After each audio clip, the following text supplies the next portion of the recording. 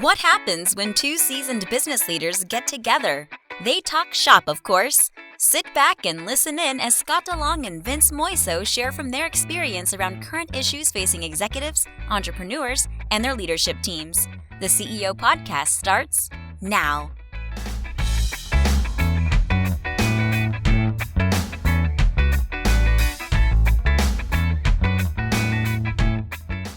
Hey everybody, Scott DeLong here with the CEO Podcast. I'm here with Vince Moiso. We're in Season 3, Episode 2. Today, last week we talked about vulnerability. Yeah. The subject that goes next to that, in my mind, is humility. And I want to talk about humility in the workplace, the value of that, how to practice, where the struggles are with all of that. And I think it's important for us, for leadership, that humility is a big factor in how we approach the world. Yeah. So I really want to get your take on it as well. I've got a lot on this, so I spent a lot of time. In fact, I'll tell you why I spent a lot of time. This is a struggle for me. Yeah. Personally, it's a struggle. Man. I mean, I grew up an athlete, right? Yeah. Always having to be the killer, always having to drive, always having to do all those kind of things and beat you, right? And now I have to learn a new way because it just doesn't work. Yeah. It's no way to make relationships. It's no way to make friends. It's no way to build a business. Is having that what people call arrogance. Yeah. Right. Well, I think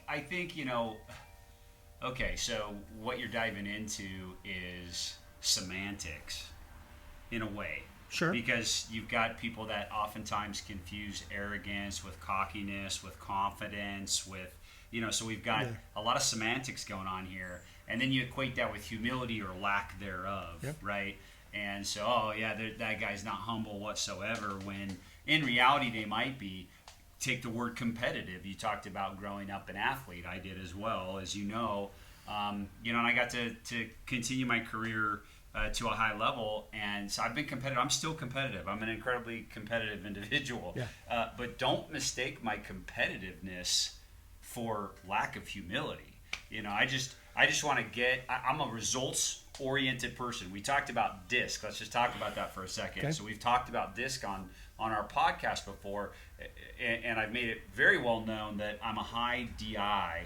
And when you look at my profile, I am extremely results-oriented. So everything I'm driving toward results. And part of that is that my competitive spirit, I want to track what I'm doing. I want to know what I'm doing, why I'm doing it, and I want to get to that goal. But does that mean I'm not humble while I'm doing it? Well, it depends. So it's a perception thing. So it's more than just semantics. So I see a lot of times. In fact, I used to do this. Right? I'm a very confident human. I believe that I can do the things that I say that I'm going to go do. Yeah. And yet there are people that used to call that arrogant, and it bugged me. Yeah. Who called me arrogant? Well, they were competitors. Guys on the other team thought I was arrogant. My team thought I was confident, right? Well, frankly, people that just don't know you, right? People that don't know me, Yeah. adversaries will think that this confidence is arrogance. And they're not wrong. It's their point of view. It's their perspective on what they see. So what I've been working on the last 12 years is recognizing that I don't want to be seen as that by anybody. Sure. In fact, I don't need adversaries. I can have people on the other side of the court, but they don't have to be adversaries. Yeah. Right? And I think that the working on humility is a powerful humility is a powerful tool, and I don't mean to say that manipulative wise, but it's a tool in my arsenal that I want to be seen as. There's a word that I like, or a phrase that I like: humble confidence. Right? How do you do that? I wish I knew. Right? I'm working on it. Right? I wish I knew. But some of the best leaders that I've seen don't have to tell you how good they are. Right? No. They sit. It's quiet. They're quiet about their confidence, but you look at them and you know, right? It's that executive presence that we've talked about. Yeah. You look at somebody and you know. So I think that's a really important thing, and I wish I was better at this. I'm working on it, but I think it's a powerful tool, and there's a lot of reasons to be humble in a leadership position. it broadens your perspective, right, of self and others. And I think I said that too soon, because I think I want to define a few things first on what it takes to be viewed as humble. I think there's certain things. Well, there's perception. So I think what you're talking about, though, Scott, is interesting, because perception does rule a lot of things, right? I mean, sure.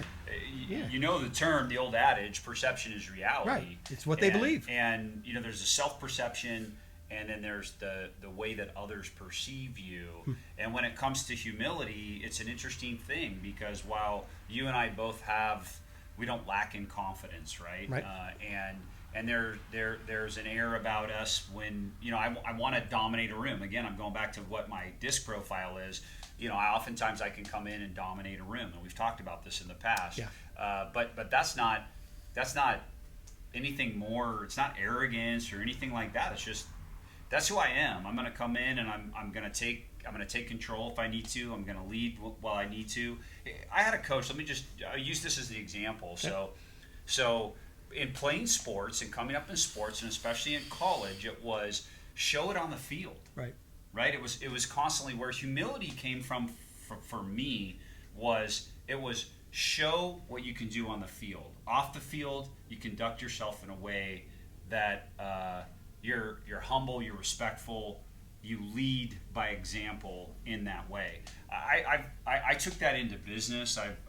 Everywhere. That's the way I do it. I mean, I'm gonna show you on the field, right? Always. And I think when we talk about so when you talk about how do you extend humility in a business atmosphere or as a leader, we've talked about it all along in our podcast. I mean, this is nothing new. Yeah. We're just focused on humility. Labeling it now. When you empower your people, you're giving your power away. Yes. Is there anything more humble? Nope. That's good. So I'm gonna go back to a little bit about what you said about the dominating the room. So I that happens to me as well, right? I have the ability to walk in and own the room, but where I've made a shift is to try to not lead with that when it's not necessary. Sure. I want to keep it in my back pocket. I want to be able to pull that out when I need it. If it's time to take over, I want to be able to do that, but I don't want to lead with it. One of the ways I do this, and I've been on lots of boards and new groups, whether nonprofit or for-profit boards, and there's something specific that I did.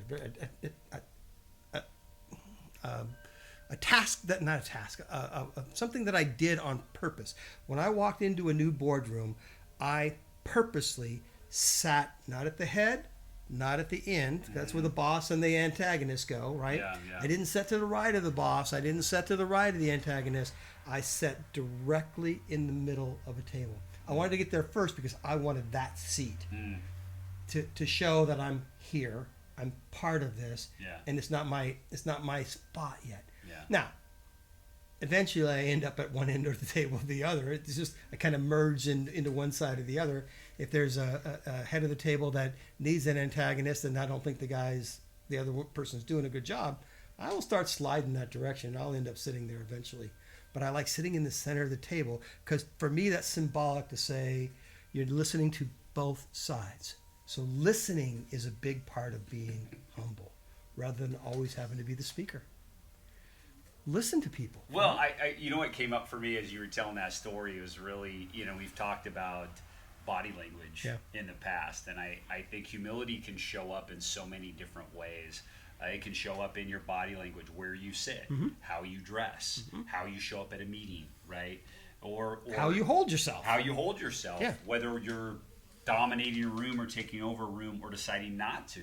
I think for me, one of the lessons in humility over the years that I've worked very hard on is just listening. We've talked about that before on podcasts, and listening is a great tool. Sometimes just shut up, and I struggle with that. I honestly struggle with that sometimes. I probably overspeak. I don't always finish when I should finish, and things like that. I should just do a better job of listening. It's just something I'm constantly working on. So if you look in the dictionary under being humble, what it is a less self-worth is what it says. And it is absolutely not that. Can it be? Sure. Right? Yeah. Somebody that doesn't have a high sense of self-esteem can be viewed as humble, but it's not necessarily that. I think it's more three things, right? It go back to emotional intelligence. It is the self-recognition of your true place, right? Who you really are, and a critical look at yourself in order to get to that spot. So that's one spot. But the other is the other side of that is showing appreciation for others. Yeah. Respect for human dignity, respect for that person that they Yeah. might have something to say. Yeah. And if you do show respect, the way to show respect and that someone has something to say is to listen. Yeah. And then ask questions about what they're talking about. Yeah. I mean, it's a powerful tool.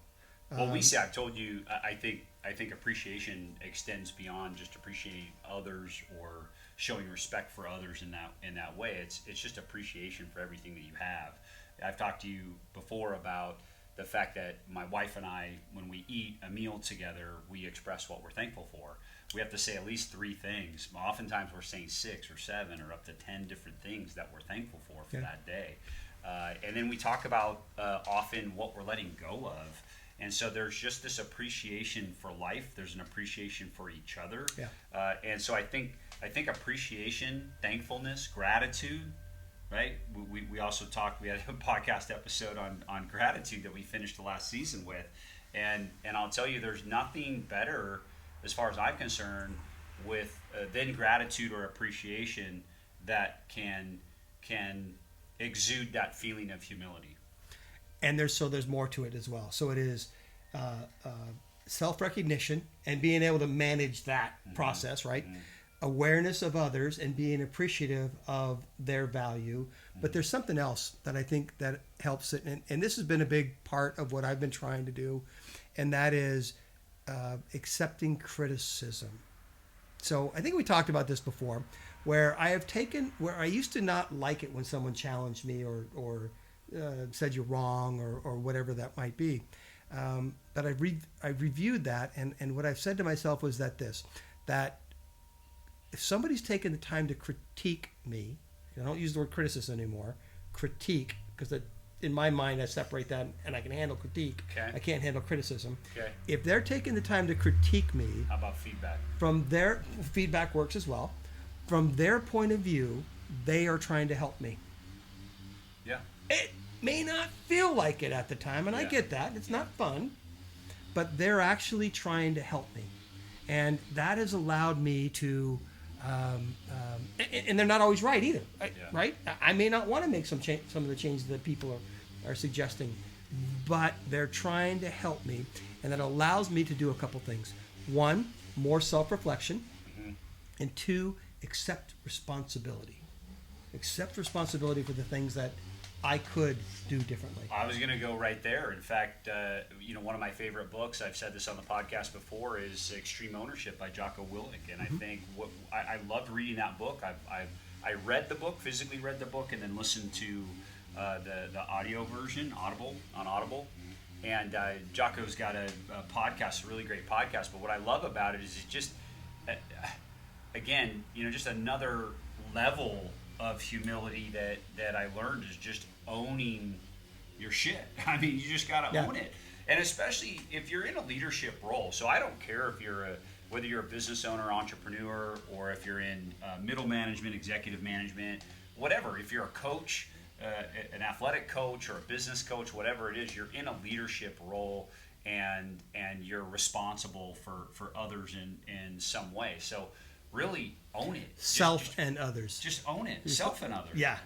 But you can own and take responsibility. You said the words, take responsibility for your own action as well as the actions of others. So if you give instructions to others to go do something and they don't do it right, is that their fault or your fault?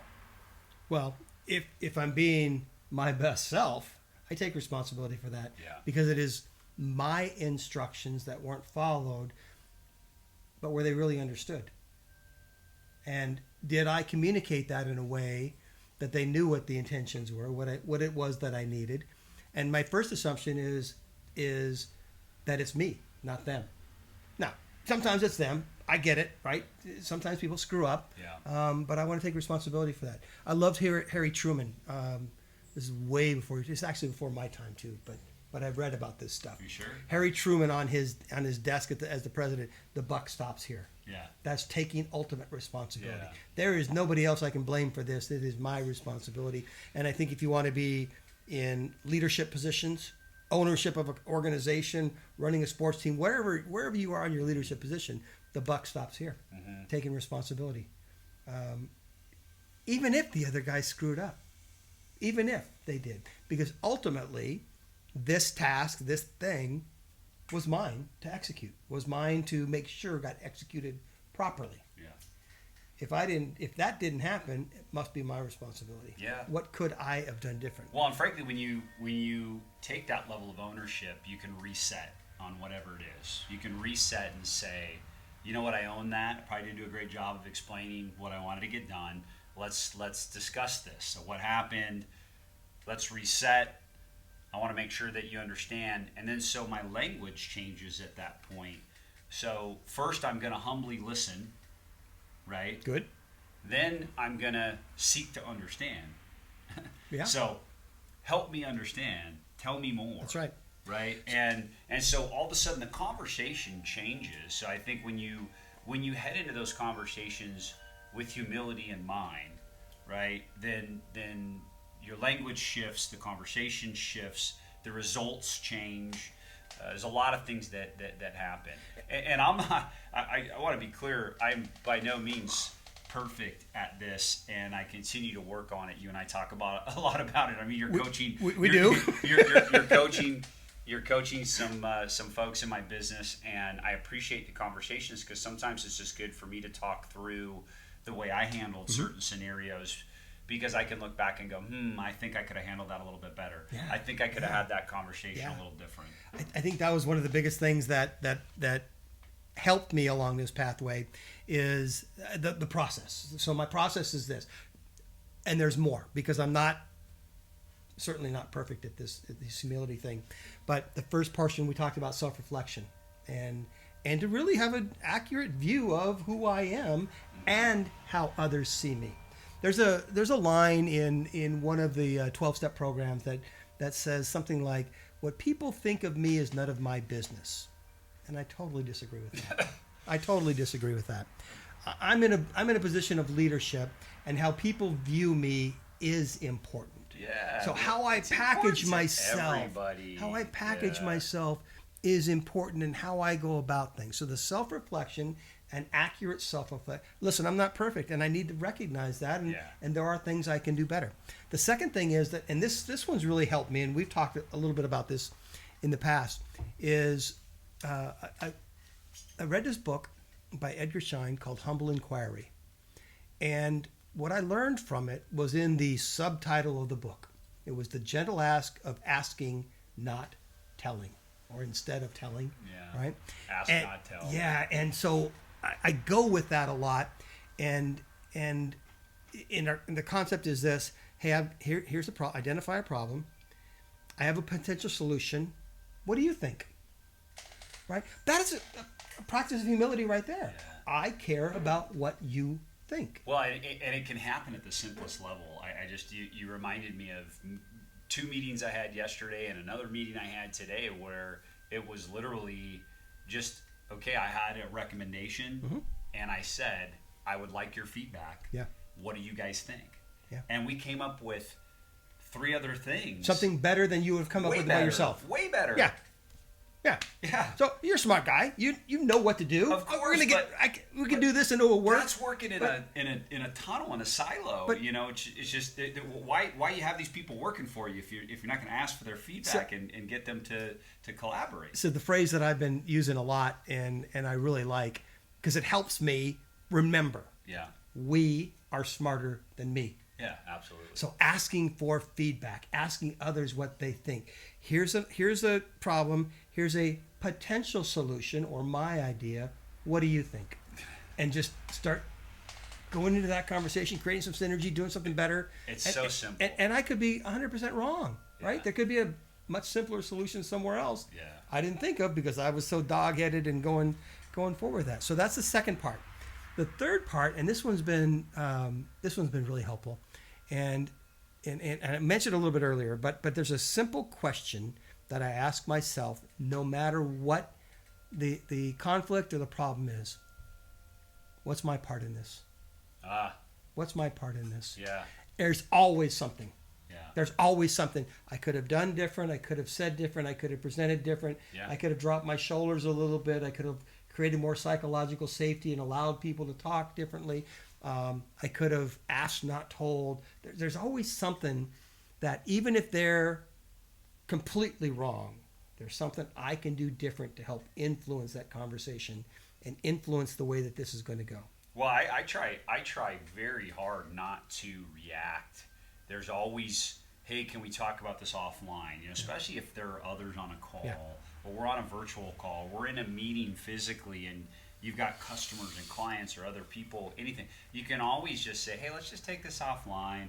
I try to do that as often as possible for the exact reason that you just stated, which it gives me the opportunity to reflect and ask myself what was my part in all of that. Yeah. And I find, we talked about this earlier.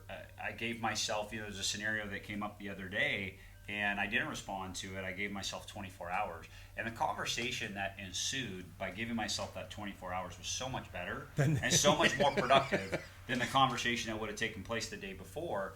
And one, I got to reflect on the whole scenario. Two, I got to figure out, well, what's my part in all of this, and how can I just convey and give feedback in an appropriate way, in a productive way. So, and I think that's a big deal. That's a lesson in humility that I enjoy learning on a day-to-day basis, is stepping back for a second. Well, and I want to get to this. I know I want you to respond to that. Okay.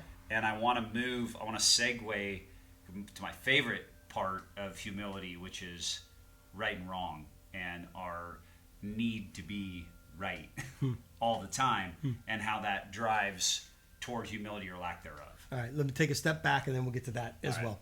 So the first one is you used the word in a previous paragraph, and you said I didn't want to react to that. We do this in our emotional intelligence course, which you remember. Oh, yeah. I want to be able to act upon information, not react to it. Yes. So you took 24 hours. Sometimes it just takes a deep breath. Sometimes it takes count to 10. Sometimes, but it almost always takes time. Yeah, yeah. Because buttons are going to get pushed. Oh, yeah. We have them, right? Yeah. As much as I want to say, oh gosh, Triggers. I'm Zen, right? No, there's triggers, and people will push that button. Yeah. And do I want to react to that, or do I want to act upon the information? Absolutely. And how do I go about doing that? And it's almost always time. Yeah. Right. There's other things too, but time is one of the factors. So, right and wrong. Really? Is there such a thing? To me, there isn't, and there's such a drive for us to want to be right. And what do you get from that? You get absolutely nothing. And I go back to my favorite book that I love to quote all the time, which is How to Win Friends and Influence People. And Dale Carnegie, there's a chapter where he talks about he's at dinner with a friend. They're at some event. It's an awards ceremony. Gentleman at the table starts in this story that he's really proud of, and he gets some information wrong within the story. And another gentleman at the table could not help himself but to correct him and interrupt his story. And then they went back and forth, agree to disagree type of thing. Why wouldn't they? And then That's Dale, happens. of course, he's leaving the table with this guy, and he says, what'd you get out of being right? Like, he was just telling his story, and he was super proud of the story. And did it really matter? Did it hurt anything for him to not have the accurate details or whatever it was? What exactly did you prove by being right? You don't win a medal for being right. You get nothing from being right. So even if being wrong means you get to keep that person's integrity intact or whatever it might be, sometimes it's okay to just step back from a situation and move on. So one of my favorite Dr. Philisms, and this came from 20 years ago, Dr. Phil, not the current one, who's shilling everything and hawking everything, right? And it is, and I love this. My wife uses it on me all the time. Would you rather be right, or would you rather be happy? Being right keeps you from being happy. Well, you know what? The need to be right. The lesson here is really important, because what we all have to understand, and I continue to work on it myself, is there is this incessant drive as human beings to be right. We got to be right. I'm right. You're wrong. I want to make you wrong, and I want to be right. And it's also a lot to do with I want to look good, and I want to make you look bad. And for whatever reason, we have this drive toward it, and we have to recognize it. We have to know when it's happening, and ultimately at that moment, take a step back, take a deep breath, really think through what is it going to accomplish if I make Scott wrong. So I'm going to tell you a story about an utter failure. In my quest to be humble, knowing the things that I know, I'm going to tell you something that I just did totally wrong. Not a huge negative outcome, but it certainly was to me. It really hit me. And that is this. So I'm writing a book right now, as you know, and when I finish each chapter, and I edit the chapter, I send it out to 5 or 6 people that I trust to critique it, and real critique. What did you like? What didn't you like? What did you think was missing? Right? Those are the 3 questions that I ask people, and the chapters build upon each other. So there's some information in chapter 1 that I might reflect on in chapter 3, and go on and on, right? And that's just typically how a book's written. So it's difficult to do this critique because I might be referencing something that I didn't talk about in that chapter, and all they've seen is that chapter. So had a really thoughtful critique come back in, and it was, man, I wish you would have dug in a little bit more on the subject, right? This, and he named a subject, and what I could have done is say thank you. That was thoughtful. I appreciate that. What I did was, oh, you should read chapter 1 then, because it was in there, right? I had to be right. Like, to what end? To what value? I need to make sure that guy thought I was smart enough to make sure I didn't exclude that information, just throwing some dangling modifier out there, right? I'm not that stupid. Don't look at me like that. And I thought, he'll never know the difference, and he won't say anything because it was actually true. The statement was true. But to me, I'm on a quest to learn humility, and that was an opportunity for me to practice humility. So say it with me. Say the words, because I struggle with this as well. We're going to say them together. The two famous words. Thank you. Thank you. Thank you. Thank you. And shut up. I say thank you and shut up. Or thank you, that was great. Thank you, whatever. This person gave a great critique. He was actually 100% right based on the chapter that I'd sent him, that something was missing from that. You know, thank you. I think the converse of that is very true. So you're talking about critique, and oftentimes we get praise from other individuals. And how you receive praise from others is also a big lesson in humility. We talked about that in the section on grace and gratitude, right? And how you receive a compliment. Not the way I do it. Deflect it. Say, oh, no, that say wasn't it with that. me again. It feels 2 good. words. Thank you. Thank you. Simple. Well, and we often, I know I do, so I'll share this piece is I might receive some praise or some compliments from somebody, and I often will self-deprecate. No, not true. Oh my God, I don't even know why you would think that of me. But that's actually not. That's not humility. That's not humility. That's not being humble. It's an attempt to be, but it's not humility. It is. It's this weird attempt to be humble when in reality it's just totally self-deprecating and really doesn't accomplish anything. When in fact the person is genuinely paying you a compliment, and you only need to say 2 words. Thank you. They took time out of their day to make that compliment to you. They didn't have to do it. It's like we talked about this. It's this whole ritual of paying for a meal, and I really struggle with it. And I know when I'm with others, they genuinely want to pay for the meal. Yeah. Say thank you, and I get really what happens if I supersede and I say, you know what, I'm not going to let you pay for that. I'm going to pay for that. Well, now I've just diminished the gift that somebody was giving me. Right, that's right. Right, and that is what it is. It's a gift. And humility comes from a place of thank you. Yeah. Comes from a place of gratitude. Recognizing the value in others and showing appreciation for that. That's that right. The self recognition, but recognizing others and then accepting responsibility. Yeah. Right? It's as simple as that. It is not. If you look up humility in the dictionary, you're going to see what it's not. The antithesis of humility is hubris. They can't tell you what it really is, but they can tell you what it's not. It's arrogance, it's hubris, it's not this, it's not that. Yeah. But the fact of the matter is it's several things.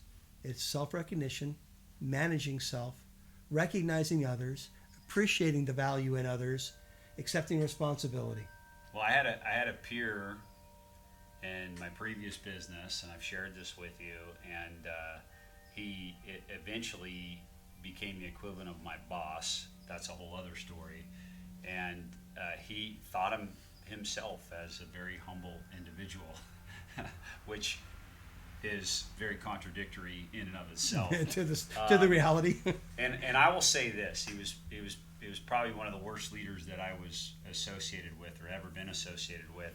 And I'm thankful that I had that experience because I learned truly what a path toward humility really looked like, thanks to seeing him and experiencing that. Sometimes we learn by watching others and making sure we don't become that. Yeah, no, and I Sure. that's exactly what happened. And You got mentors that you follow, and then Right. mentors that you want to make sure you don't become. the anti-mentor, Yeah. or whatever you want to call it. But yeah, I understood what I didn't want to be, and I saw some of that in myself, by the way, Sure. at that time. Sure. And I understood what I did not want to be or be a part of, and so I've been on that path of growth ever since. And I want to express that it's a lifetime journey, right? So Yeah. for someone to say, I've reached the pinnacle of humility, right?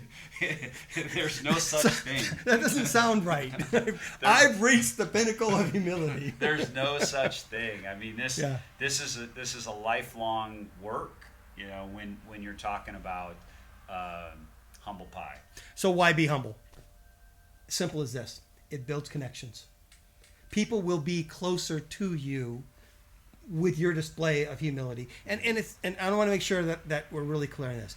It's not appearing humble. It's being humble. Yeah, big difference. I struggled with I said in this 12-year pathway, and I struggled with it at the beginning because here's what I wanted to appear. Until I recognized, no, it's not an appearance thing. It's a being thing. Go back to Socrates. Socrates talks about that, right? I don't care if you appear, whatever you appear. It is who you are and how you act and how you do things. That's the truth. I love that. I'm in complete agreement. And two things stuck out for me today. I mean, and one is really this opportunity of ownership. So I think there's so much humility you can gain out of ownership. Just owning, especially anyone in any sort of leadership role or position, working with others.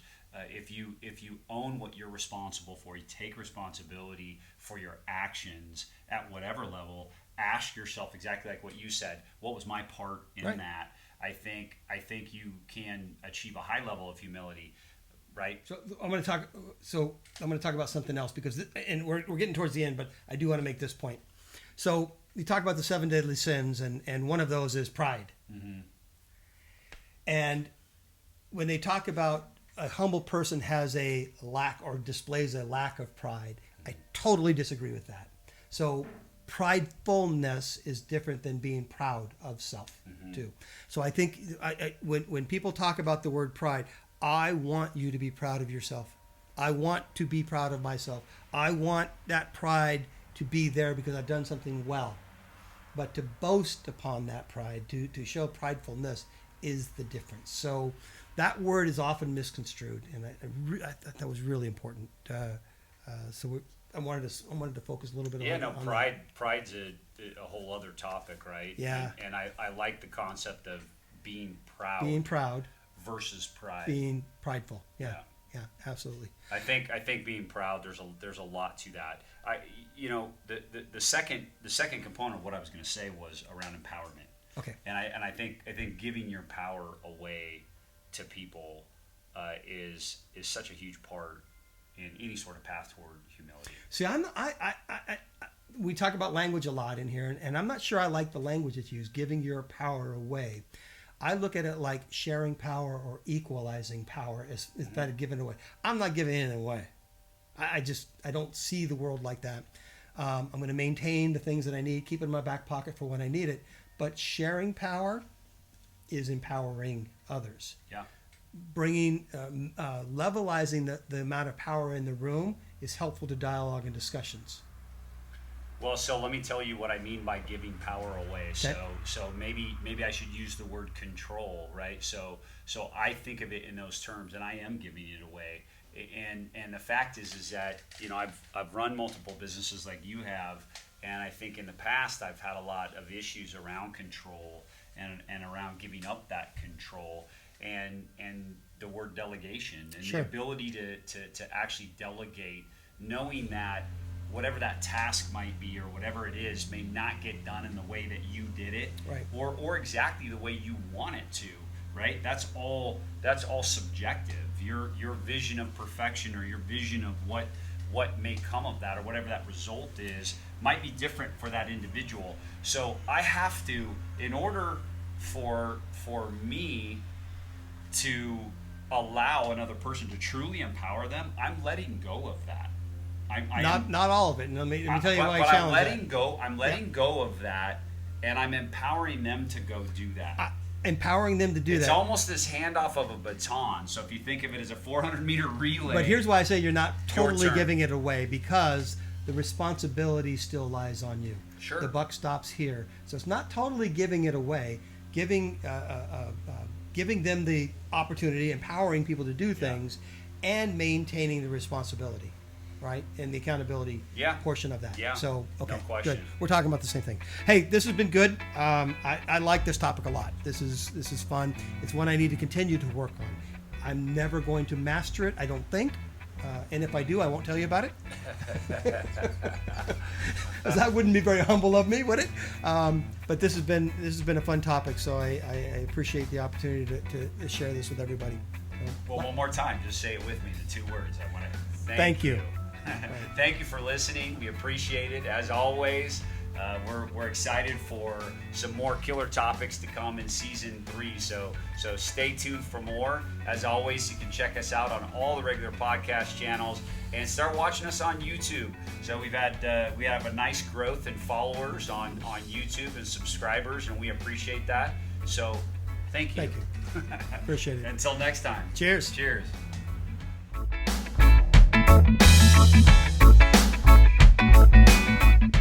Thank you for joining us for the CEO Podcast. Please visit us at theceopodcast.net, where you can learn more about our co-hosts and listen to past episodes. If you would like to have a discussion and dive deeper into any topic, there is also an option to contact Scott or Vince to schedule some time with them. Thanks for listening.